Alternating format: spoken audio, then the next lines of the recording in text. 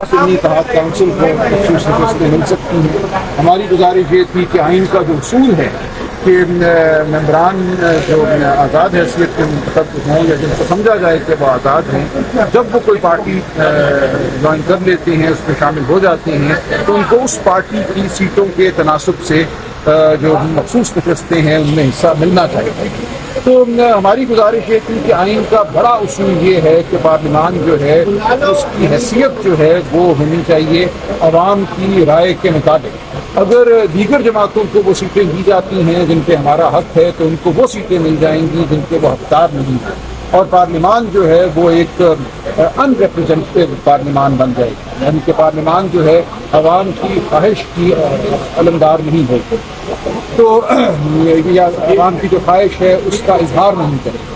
तो ये बहस है, इस पर मुख्तलिफ आरा अदालत की तरफ से आई, सवाल आए, जवाब हुए, तो लंबा आज एक दिन था। अब कल इलेक्शन कमीशन और दीगर पार्टियों के जो वकला हैं वो बहस करेंगे। ये कहा कि दीगर जमातों को नहीं लेनी चाहिए, आपने कहा कि तो उस पर क्या रिमार्क्स किए गए जजिस की? उस पर फिर ये सवाल पैदा हुआ कि अगर ऐसा करने से पार्लियामान में कोई खला पैदा हो जाता है, पार्लियामान में कुछ सीटें ऐसी होती हैं जिन पे कोई भी नहीं होता, तो क्या ये इजाज़त है, आइन इसकी इजाज़त देता है? तो मेरी गुजारिश थी कि आइन इजाज़त देता है, और उस पर कुछ जज साहिबान ने तायीद भी की, कुछ ने इख्तलाफ किया। तो ये एक बहस है जो चल रही है। मेरा ख्याल है कल ये केस जो है, मेरा ख्याल है कल इसमें बहस तो खत्म हो जाएगी, फैसला हो सकता है। अभी तक की समाज से आपको क्या लगा? मुझे कुछ कहना है, कुछ नहीं कहना।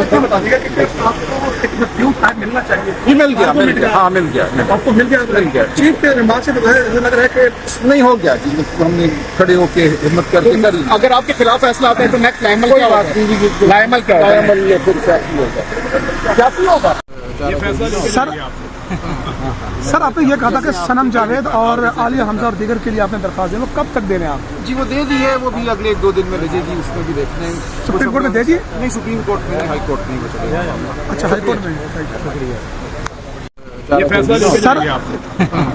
सर आपने ये कहा था कि सनम जावेद और आलिया हमजा और दीगर के लिए आपने दरख्वास्त दी, वो कब तक दे रहे हैं आप? जी वो दे दी है, वो भी अगले 1-2 दिन में भेजेगी, उसमें भी देखते हैं।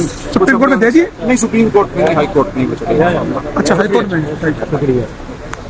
नहीं थे 9 मई वाली दिन जब वो बिल्कुल साइड पर हो गए, तो किसी लीडर ने कोई कार्रवाई मतलब लोगों को नहीं निकालने में कामयाब नहीं हो सके, तो शेर अफजल साहब का ना होना ये नुकसान नहीं है पीटीआई को? इनसे बेहतर शेर अफजल नहीं थे लोगों को निकालने में। नहीं देखिए, जब आपका एक कारवान चल रहा है और उसमें डेफिनेटली लोग जो है वो शामिल होते रहते हैं, तो आप ना किसी को रोक सकते हैं आने से, ना आप रोक सकते हैं जाने से, पहली बात। दूसरी बात है कि इस टाइम खान साहब जो है वो अंदर हैं, और जिस तरीके से उनसे मिलने नहीं दिया जाता, और फिर जो लोग बाहर आते हैं, किसी की क्या बात है, किसी की क्या बात है, तो थोड़ी सी वहाँ पे आई गेस कन्फ्यूजन बन जाती है। तो आई डोंट थिंक सो ये इस तरह के छोटे मोटे कॉन्फ्लिक्ट्स इतनी बड़ी पार्टी है उसमें होते रहते हैं, so that's no big deal, वो आपस के मसले खुद हल कर भी आप लोगों की तरह ही एक उसमें जी रहे हैं कि अब अगर आप इंसाफ की बात करें तो डेफिनेटली खान साहब के ऊपर अभी तक जितने भी केसेस हैं सब में वो रिहाई हो रहे हैं और हर चीज़ से वो बरी हो रहे हैं। लेकिन अब जो हालात बने हुए हैं, जैसे आज हमारा भी केस जो है 1 जुलाई को स्टार्ट हुआ और कहा गया कि समाअत रोज़ाना की बेसिस पे होगी, बट देन अगेन एक ऑलमोस्ट पूरे महीने बाद अब उन्होंने दोबारा से स्टार्ट किया है। तो होपफुली चीज़ें मुझे राइट डायरेक्शन की तरफ जाती नज़र आ रही हैं, because I think it's high time कि जितनी पावर्स हैं वो देख रही हैं कि जो अवाम की ताकत है, जो सबसे बड़ी ताकत होती है मुल्क की, वो जो है इमरान खान साहब के साथ खड़ी है, हमारी पार्टी के साथ खड़ी है। तो आपको लग रहा है कि मैम 9 मई के बाद भी आवाम उसी तरह निकल आएगी जिस तरह पहले निकलना?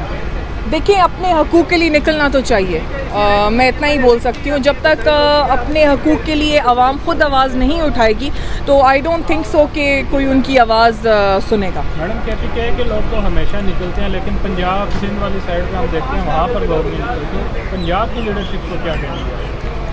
देखिए, पंजाब में जिस तरीके से 9 मई के बाद जुल्म और सितम ढाए गए हैं, तो अगर आप कंपेयर करें तो केपी में कंपैरेटिवली बहुत बेहतर थे हालात। एक तो हमारी केपी की आवाम, I will be very honest, बहुत बहादुर है, ना डर है, वो बिल्कुल डट के सामना करती है, अपने राइट्स के लिए आवाज़ उठाती है। तो जब आप अपने राइट्स के लिए निकलेंगे, आवाज़ उठाएंगे, तो डेफिनेटली ये जो इस तरह की कुव्वतें हैं वो थोड़ी फिर बैक ऑफ करती हैं। कारकुनान जो है आपके मतलब वो इस बात पर शिकवा कर रहे हैं, मीडिया पे भी मुश्किल कर रहे हैं कि क़यादत जो है वो खत्मी एहतजाज की कॉल नहीं दे रही, जी कब दी जाएगी खत्मी एहतजाज की कॉल? देखिए, हम लोग कानून की जो है सबसे ज़्यादा रिस्पेक्ट करते हैं और फ़िलहाल हम लोग वेट कर रहे हैं कि जिस तरीके से, क्योंकि खान साहब ने हमें ये चीज़ सिखाई है कि जब कानून है उससे ऊपर कोई चीज़ नहीं, क्योंकि जंगल तो है नहीं है। तो जब यहाँ से हम नाउमीद हो जाएंगे फिर डेफिनेटली हम आवाम के पास जाएंगे। शेर अफरीदी साहब के हवाले से आई एम सॉरी, मुझे इस बारे में पता नहीं है। ऑपरेशन के हवाले से बताएं कि ऑपरेशन की मंजूरी हुई है, पीटीआई मुखालफत क्यों कर रही है? फिलहाल तो I am not in the government, so I can not comment on that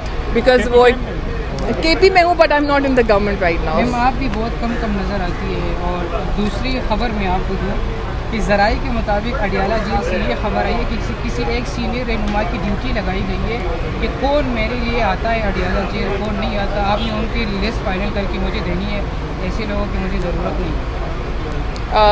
मुझे इस बारे में कुछ पता नहीं है, क्योंकि देखें ना, अब वही बात है कि जब खान साहब बाहर नहीं है तो मैं भी हर एक की कही हुई बात पे यकीन नहीं कर सकती, कुछ कहा नहीं जा सकता। थैंक